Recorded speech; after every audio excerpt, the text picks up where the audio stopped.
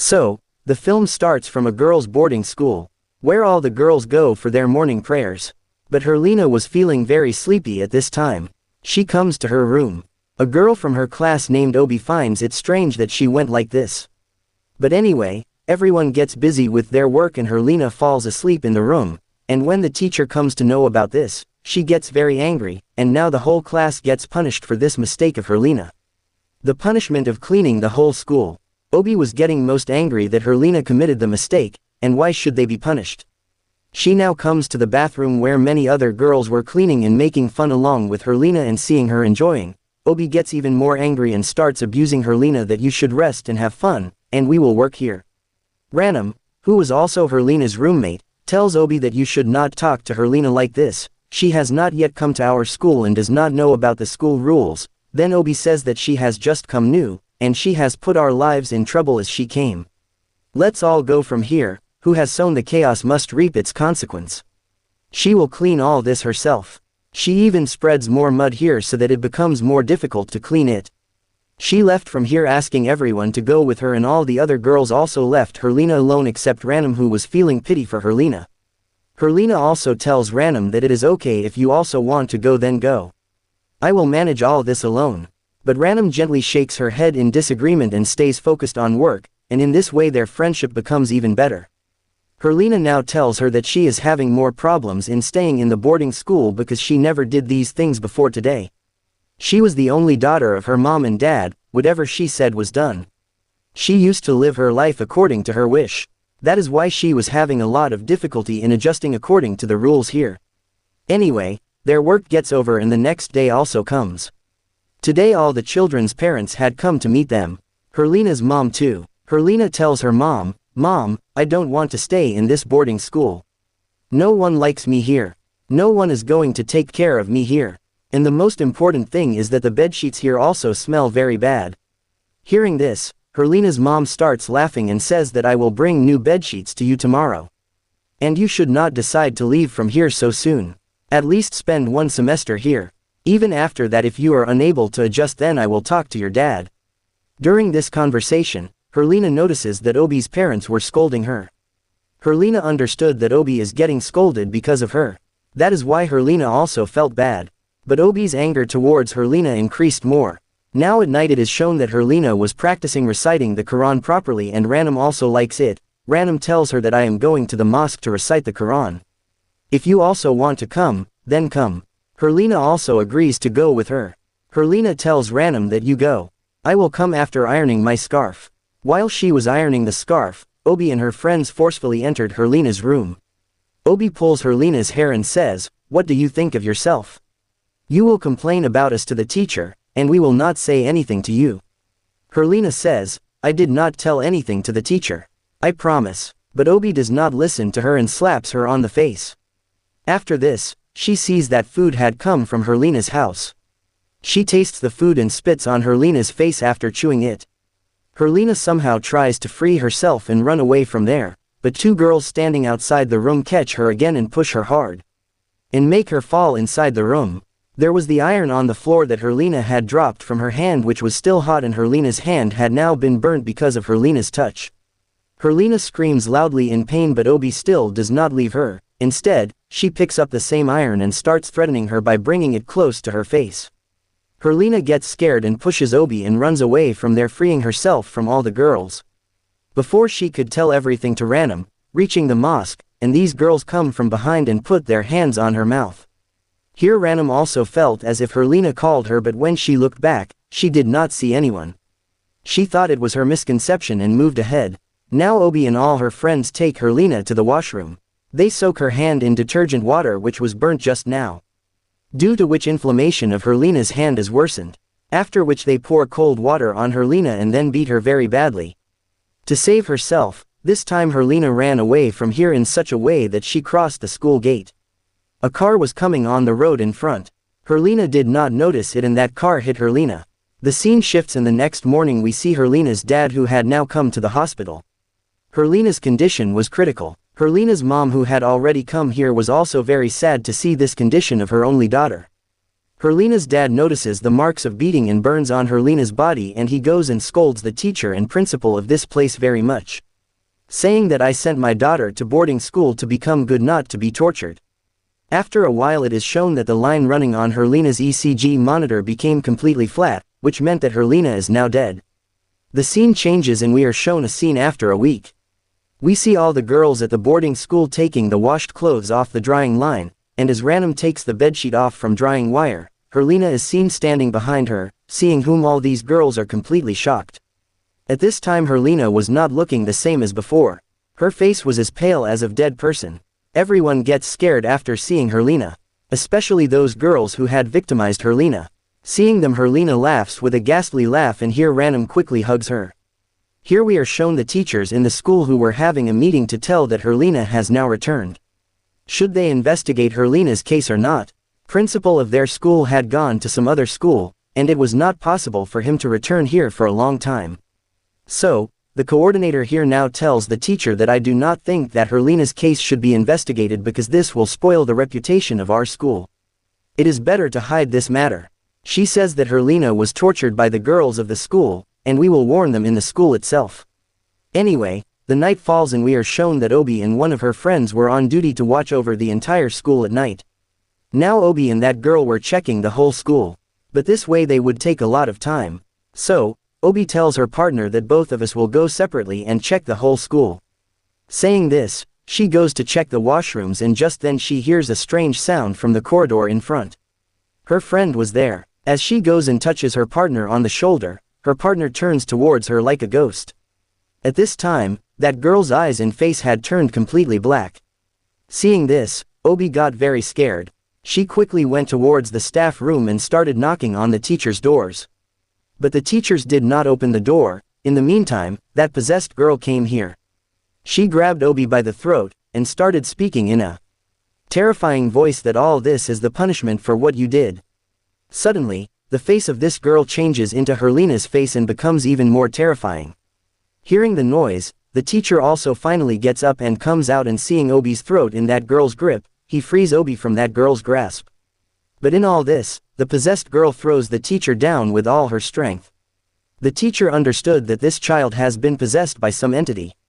That is why he holds his head and starts reading something to stop the demon.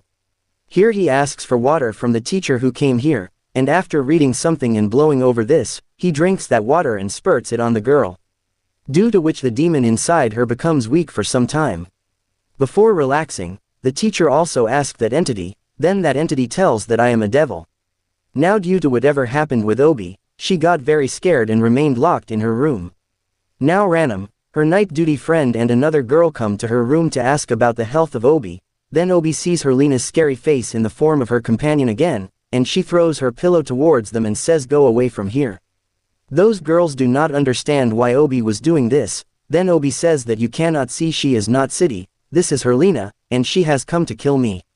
Now it is nighttime. We see Ranam reciting Quran in the mosque, but then Herlina also comes in front of her. Ranam is happy to see her, but one thing was strange. When Herlina was reciting Quran today, she was reciting in such a way as if she did not know how to recite. Anyway, ignoring her, she starts focusing on her recitation. But in a short while, Herlina's voice starts changing and it turns into a demonic tone during this time. Ranam finds this very strange, and she leaves from here. The next day, as soon as she opens her room, she sees that Herlina is moving strangely wearing prayer clothes. She asks Herlina, "What are you doing?" So, Herlina asks her in a terrifying voice, "What are you doing looking at me?" Ranam had no answer to her question, so, she leaves from here. Ranam and Obi were on duty today to look after the entire school. Obi had not yet offered the last prayer of her day. That is why she tells Ranam that I am going to the mosque. Wait for me outside for so long. When Ranam was waiting outside, then she noticed that Herlina has started walking out of the school mysteriously in the same clothes. She started following her to see her, and then suddenly the lights goes off in the mosque. Obi gets scared, but she continues her prayer, and suddenly whatever she was reciting, a scary voice also started reciting the same thing in her ears, which scared her a lot, but still she did not leave her prayer, and suddenly she realized that she was offering the prayer in the wrong direction. She started to offer her prayer again. She heard the same scary voice again, and she saw again that she was standing straight, but as she started to offer prayer, she would turn to the wrong direction. Now Obi got deeply frightened. She had restarted the prayer many times after interrupting, and now those voices were also coming a lot. Obi now decided that she will not be afraid, and she will continue praying. As she saw after completing the prayer this time, thankfully, she was now praying in the right direction. Feeling thankful, as she glanced to the side, Herlena's horrifying face was staring right at her. Herlena was sitting with her like a ghost. Seeing her, Obi screams loudly. Ranam also hears this scream, and she quickly comes to the mosque to see Obi. But Obi was still praying. She sat in the same position for a long time, and when Ranam found this suspicious, she touched Obi and saw that she was dead, and her face had also turned black. Ranam was heartbroken to see this. The next day Obi's funeral is shown. As all the people start praying together after her funeral, we see a devilish smile on Herlena's face this time too. After the prayer, Obi's family takes all of Obi's belongings and leaves from there, and Ranam keeps watching all this. Then Herlena comes to her. Ranam asks Herlena where you were at night. Herlena replied in her room, and where else. Ranam agreed to Herlena's words, but her heart was not agreeing because somewhere she suspected that Herlena was the one behind all these things. Now since Obi had died, that is why Obi's friend Siddhi says to Ranam to become my roommate. Ranam also agreed because now she was also scared of Herlena. The scene shifts to staff room, where the teacher tells the coordinator that we should tell Obi's parents that her death is not natural. There is a special reason behind her death which they should find out. Then the coordinator tells them that we cannot take out any such thing from the school for which we ourselves are not confirmed.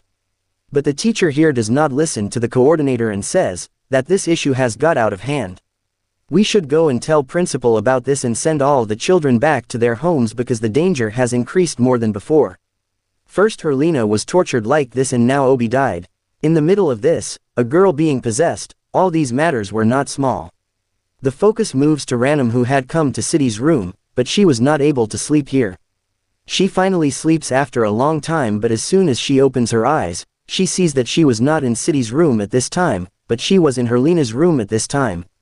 Here she sees that Herlena is shaking her legs vigorously on the upper bunk. Seeing her legs, Ranam gets scared, and now Herlena asks her in her scary voice, "Why are you not sleeping?" Hearing this, Ranam gets even more scared and turns to the other side, and Herlena now gets down from the bunk. Herlena calls Ranam, coming close to her bed, and as Ranam looks back, a strange thing happened. Herlena disappeared from there. Now Ranam comes out to check on Herlena. Whereas here when Siddhi wakes up in her room, she also does not see Ranam in the room. She wakes up her other roommate, and both of them together go to find Ranam. Now as these two girls were in the corridor, Siddhi's friend suddenly felt that Siddhi has disappeared from behind him. She looked back and Siddhi was really not there, and now a strange voice echoed in the corridor, whispering, "Worry about yourself, Dilla." Dilla was the name of this girl.